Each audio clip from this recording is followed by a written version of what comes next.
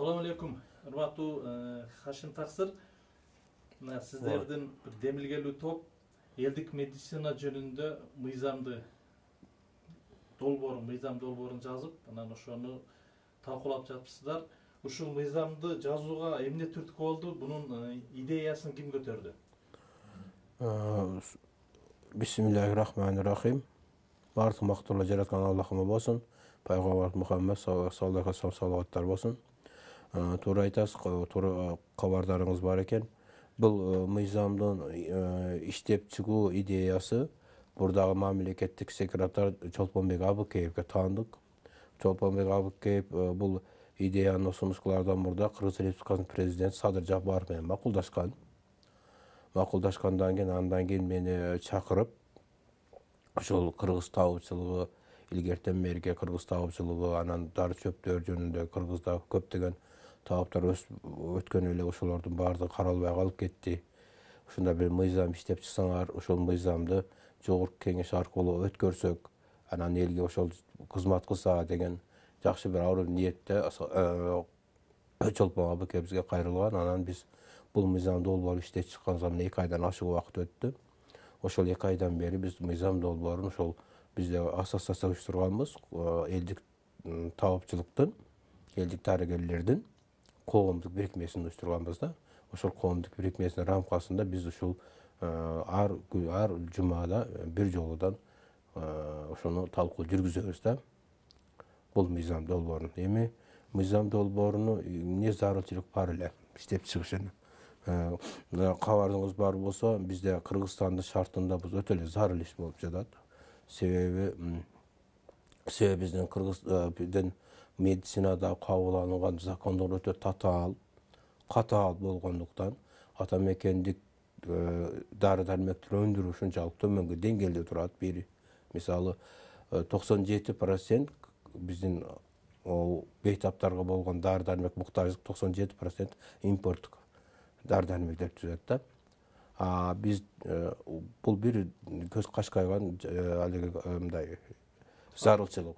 Эсиңизде болсо, өткөн жылы баягы пандемия учурунда дары дармектер таңкыс болуп өтө табылыш кыйын болгон кабарыңыз бар. Ошондуктан биз Кыргызстандын коопсуздугу үчүн дагы өзүнүн дары дармектерди чыгара турган өндүрүшү болуш керек да. Биз ошол жагын дагы эске алынып атат. Андан сырткары билесиз, азыр саламаттык сактоо системасы монополдоштурулган да. Монополиялык система. Башкача айтканда, официалдуу гана медицина иштеп, калган медицинанын иштешине мамлекет тараптан тыюу салынган да. Бул адилетсиздик. Анын ичинде официалдуу медицина 60-жылы өткөн кылымда 60-жылдардан кийин күчүнө кирген да. Ага чейин кылымдар бою элдин кызматын кылып келген элдик табыпчылык, элдик медицина тебеленди да калып кетти да. Ошондуктан ошол элдик медицинаны калыбына келтириш өтө зарыл болуп жатат. Бул элдин пайдасын алып максатында да. Андан сыртка үчүнчү бир логика мамлекет фармацевтикалык компаниялардын жеке клиникалардын врачтардын кызыкчылыгы менен эмес, мамлекет бейтаптын кызыкчылыгы менен өзүнүн саламаттык системасын түзүп чыгыш керек да. Бейтаптын кызыкчылыгы менен. Кыргыз Республикасында жашаган ар бир гражданын ден соолугу чың, бекем жана узак өмүр сүрүшү үчүн эмне зарылчылык боло турган болсо, ошол нерсени жасаш керек да. Жөнөкөй логикадан келип чыгат. Мына ошол тактика менен мамлекет ушул калыс өзүнүн мамилесин караш керек да. Ошондуктан биз мыйзам долбоорун иштеп чыгууга бел байлап чыгып, азыр элдик талкууга койгонбуз. Муну көпчүлүк окурмандар, угармандар биле элек. Ошол YouTube каналы аркылуу дагы бир жолу ушуну билдирелик деген ойдо сизге интервью берип отурабыз. Ошондо азыр мыйзам кабыл алынса, кандай өзгөрүү болот талаптардын ичинде? Туура айтасыз. Биринчиден, бул мыйзам кабылдана турган болсо, азыр эми табыптарды канчалык мыйзам бууп койсо дагы подпольный или нелегальный, баягы орусча айтканда, иштеп атат. Иштеп келген, иштеп жатат, мындан ары дагы иштей берет да. Муну токтото албайт. Бул биринчи маселеси. Экинчи маселеси, азыр саламаттык сактоо менен баа сөзүмдө айттым, монополия болгондуктан конкуренциялык среда жок. tanımak sağlık sistemасында. Mesela hapishane meditsina өзінің қалаған ишин жасап атат да. Ал жерде сапат жөнүндө сөз жок. Бейтаптардын дарыланып жатканда анын дарылоо сапат жөнүндө анын сапатына чумкка чуркай турган медицинада мотивдер жок да.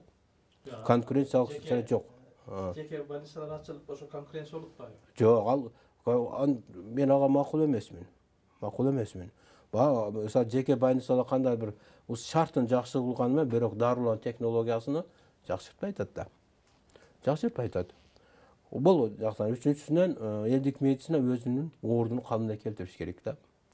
Бул бейтап үчүн эле пайдалуу боло турган иш. Андан сырткары элдик медицина көтөрүлө турган болсо, фармацевтикалык өндүрүш дагы жанданат да. Бул деген эмес ата мекенин товар өндүрүүчүлөргө болгон колдоо болот да.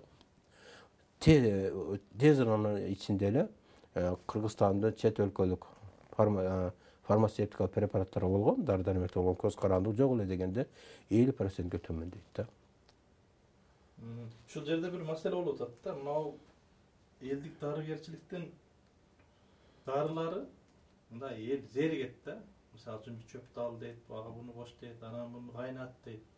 Анан эл азыр жана оңой таблеткалар көнүп алат да. Таблетка же уколго. Ушул жагынан кандай конкуренция болуп бере алабы? Туура айтасыз. Же болбосо мындай даяр препараттар чыгат. Ал даяр препараттар чыккандан кийин аны мыйзамдаштыруу кандай болот?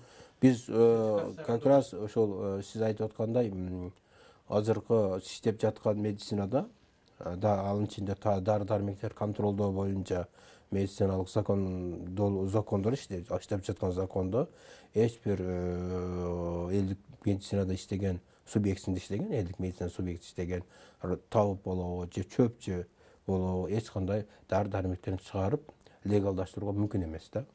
Закон буга жол бербейт. Ошондуктан биз мунун жеңил жолун таптык да. Ошондой эле мамлекет контрол кылат. Ошо чыгарылган дарыны, мисалы ошо кайсы бир таап чыгара турган болсо, ошонун коопсуздугун, адамга организмге пайда зыянын жана башка терапиялык критерияларын мамлекет тарабынан контролго ала турган система иштеп чыктык да. Ошол система боюнча мамлекет ошол кайсы бир табыптын же чөпчүнүн чыгарган дарысы сертификацияланат да. Сертификациялангандан кийин ошол как башка чет өлкөлүк дары-дармектер сыяктуу эле аптекаларда сатылуу укугуна ээ болот. Азыр мындай болуп атат да, мен андан назар түшүндүм сиздин сурооңузду. Мисалы ооругандар таблетканы ичүү жеңил, чөптү дарылап кайнатып деп атпайсызбы, туурабы? Эми бул кайсы бир адамдар үчүн неудобный да, кайсы бир адамдар үчүн, мисалы, Европалык көз караштагы адамдар үчүн. Эми Европалык көз караштагы адамдар көп болсо Кыргыз элинин бир 15% түзөт. Бирок эми көпчүлүк эл илгертен бери чөпкө маани берип калган да. Чөпкө маани берип калган. Эми биз ошол продукция чыгара тургандарды эле даяр пайдаланууга даяр кылып чыгарат да. Ошол элдик медицина субъектилериндеги фармацевтикалык өндүрүштө иштегендер дагы колдоону удобный кылып туруп анан чыгарат да. Биз ошондой шартта сертификациялай турган ошондой система закон киргизип атпайбызбы? Азыр мисалы табаптарга эмне тоскоол болуп атат азыр? Мисалы үчүн табаптарга элдер барып атпайбы? Анан азыр булар оорукана ача албайт да, мындай Кыргызстанда. Сиз айтканыңыз туура. Азыр закон боюнча табаптар легалдуу иштөөгө мүмкүн эмес. Биринчиден, бирок кээ бирлер айтышы мүмкүн да, саламат сактоо системасын уюштуруу жөнүндө закон бар да, ошол жерде бир статьясы бар. Элдик медицина иштесин депчи. Анан иштеш үчүн мындай документтер толтурсун депчи. Бирок анан лицензия берилет депчи. Элдик медицина субъектилер ошол система боюнча бар документ толтуруп барып, лицензия алгандан кийин 6 ай 1 жылдан кийин Минздравдын лицензионный комиссиясы бар да, ал барып текшерет да. Сен бейтаптар кантип дарылап атасың депчи. Эмненин негизинде дарылап атасың, кантип дарылап атасың. Анан баягы бейтап баягы салмак сактоо системасында бүт дүйнөлүк салмак сактоо уюму бекиткен протоколдор негизинде дарыланат да. Ал протокол пайдаланбаса, ал эсе эмес. Элдик медицинанын ишине тыюу салып коет. Ошол сен Kalaysınmı? İsteyim deysin, buna protokollar boyunca dayarlanaysın, dayarlaysın. Bul protokollar boyunca dayarlabaysın, anda işine jinaştır deydi. Sen zaten kaymasa şunda toktama Bu olarak. dünyada misalı şol ayıkkan adam rezultat natija boluş kerek da. Onday emaspi. Misal men ayıktım dese sen ayıksan da turun sayırsın diye jarandayım da kırgızca aytkanda. Yok, salmak saktoo sisteması, mına men ошол системада иштеп жүргөн анын ичинде салмак сактоо министрлиги дагы, анын аны түзүп турган Урастан коому дагы өзүнүн пациентин сакайышына кызыкпайт. Кызыкпайт. Бул ушундай система ушинтип түзүлгөн. Кызыкпайт. Ушул закон аткарылып атабы, жокпу? Салмак системасы ошону карайт. Sen pasientin istenen kança процент айыгып кетти. Аны кызыктар эмес. Мыйзам аткарылып атабы, жок, ошону карайт. А биз ошол салмак элдик медицина жөнүндө закон мыйзам долбооруна биз ушундай кызыктырат ошол субъекттер кызыктыра турган мотивтерди да киргизип атабыз да, статья түрүндөчү. Вот башкача айтканда нарып же берим түзүлүп калганда бүтүндөй система закон ошондой медицинадагы. Азыр лицензия жөнүндө айтып атасыздар. Калыптарга лицензия берилеби? Ошол закон ошол боюнча берилет. Берилсин деген. Бирок берилгенден кийин 6 ай 1 жылдан жабылат да. Себеби ал жерде протокол дарылоо каралат да. Мен системадачы. Протокол дарылоо үчүн ооз кабыл алынган протоколдордун негизинде дарылаш керек да. Азыр мындай болуп атпайбы? Мисалы традициялык медицина, анан элдик медицина, анан традициялык медицинанын өзүнүн жолу линиясы башка да. Анан ал келип алып булар текшереби? Ушул жагы кандай? Мисалы Кытайда кандай? Мисалы элдик медицинасы да бар да. Элдик медицинанын өзүнүн бир эң жогорку органы сыяктуу барбы? Сиз тура, жок, сиз өз суроону туура коюп атасыз. Эми саламак сактоо министри бир мамлекеттик учреждение да. Саламак сактоо системасын башкарып турган мамлекеттик уюм да. Бул уюм түздөн түз башкарганга укугу бар да, элдик медицинанын дагы. Ошо мен айтып атканым. Азыр сизге түшүнсөңүз, сизге салып ошол бул эгерде министрлик түздөн түз ошол элдик медицинаны башкара турган болсо, анда өптө көп түшүнбөстүк келип чыгат да. Конфронтация, конфликт көп келип чыгат. Биз ошол конфликтти болдурбаш үчүн биз элдик медицинанын субъектилеринин ассоциациясын уюштуруп атабыз да. Же болбосо элдик медицинанын институту. Ошол элдик медицинанын институту деп койсок, ошол институт укуктук тараптан, медициналык тараптан жана башка тараптардан элдик медицинаны контролдоп турат да. Ошол эле институт саламак сактоо министрлигине баш ийет. Ал саламак сактоо министрлиги медицинаны түздөн түз башкартуу эмес. Түздөн түз башкара турган ошол ассоциация дейбизби же кандай бир саламак сактоо институту деп атасакмы, шарттуу түрдө атап атам да. Ошол институт башкарат. Институт башкарат дагы, анан кийин белгилүү бир закондордун негизинде саламак сактоо министрлигине баш ийип турат. Ошол нерсе кызык болуп атат да. Мисалы элдик дарыгерчиликти врачтар окуган эмес да, анан аны кантип текшерет дегендей болуп атат да. Мисалы өздөрү билбейт да, алардын темасы эмес. Ушул жерде да бир кызык болуп атат да. Биз сиз туура айтасыз. Мисалы элдик медицинаны ошол бул жерде бир көп карай турган маселелер көп. Мисалы элдик медицина субъектилеринде аша чапкан жерлери бар да. Аларда тыйыш керек да. Алардагы бейтапка зыян кылбай турган даражада ишин жүргүзүш керек да. Анын үчүн ошол укуктук ченемде иштеп чыгыш керек да.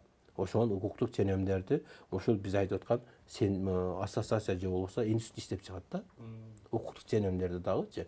Анан жөнгө сала турган укук ченемдерди.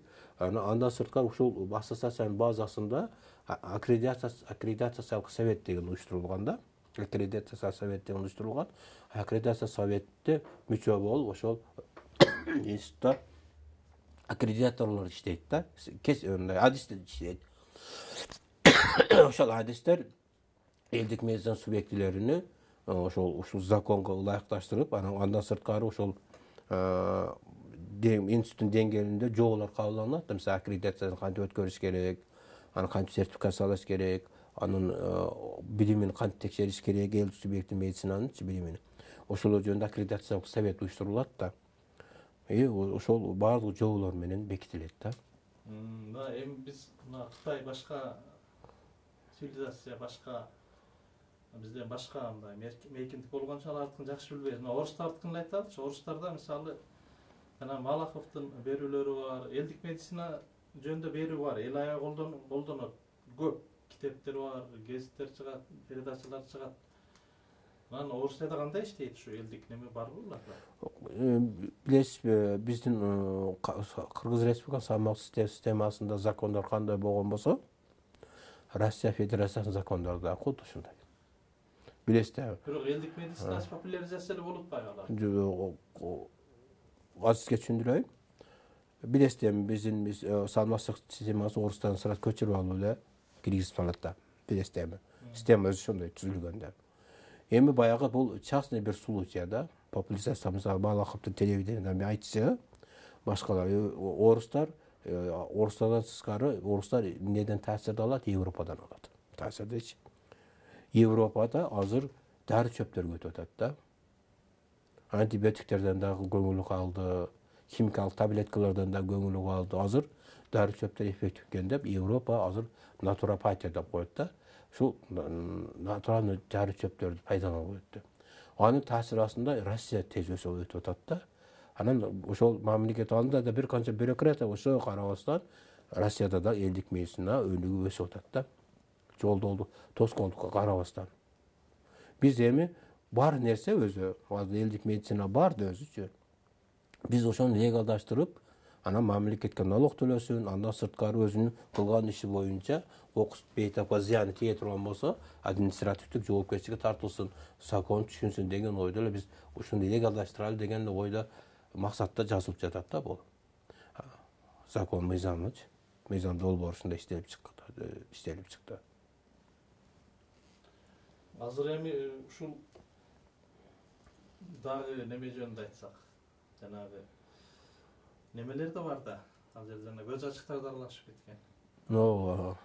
Талаптары башка, көз ачык башка да. Эл көпчүлүк эл билбейт. Табы кайсы көз ачык, ошону кандай кыласыздар эми мыйзам боюнча? Ушул мыйзамда статья бар да, ушундай статья бар. Элдик медицина субъектилер деген термин бар да. Ошол субъекттерге кайсы категориядагы элдик медицина өкүлдөрү кирет жазылган да. Ошол жерге баягы сиз айтып аткан көз ачыктар, анан кийин кээ бир бакчылар, ошол нерселер киргизилген эмес да. Киргизилген эмес, бул элдик баягы сеанс кылат го.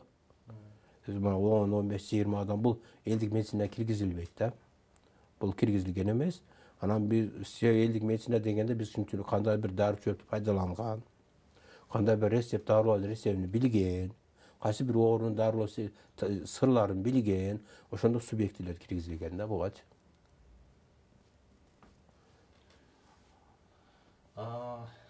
Азыр кайсы этапка келип калды? Талкуулоо этабы. Азыр биз талкуулап жатабыз ушул. Эми биз ушул учурдан пайдаланып жалпы кыргызстандыктарга кайрылат элек да. Ушул мыйзам долбооруну активдүү талкуулоого катышсаңар жакшы болот эле. Себеби эртеби кечпи оорубаган адамдын өзү жок да. Анан ооруп сыркап калганы барда дагы анан ушуну азыркы медицинанын официалдуу медицина эми капа болушпасын, мындан жабыр пайда таптан караганда жабыр тарткандар да көбүрөөк да. Бул ошол андан кийин ошол элдик медицинадан көп адамдар айыгып кеткен. Андан сырткы элдик медицинадан да жабыр тарткандар бар да. Алар себеби жабыр тарткан себеби элдик медицинадагы укуктук тараптан жөнгө салынган эмес да. Ошондуктан ошолго силер дагы ошол элдик медицинанын мыйзам долбооруну талкуулоого жалпы эл массасы активдүү катышканда жакшы болмок эле да. Кимдин кандай ой пикири боло турган болсо жазып жөнөсө баардык ой пикирлерди, сунуштарды биз кабыл алабыз. Мыйзам ошол тиешелүү статьяларга кошойлу деген ниетибиз бар да. Чоң рахмат, жакшы маалымат бердиңиз. Ишиңиздерге ийгилик болсун. Рахмат. Силерге да Аллах аманат, тынч аман эсен болгула.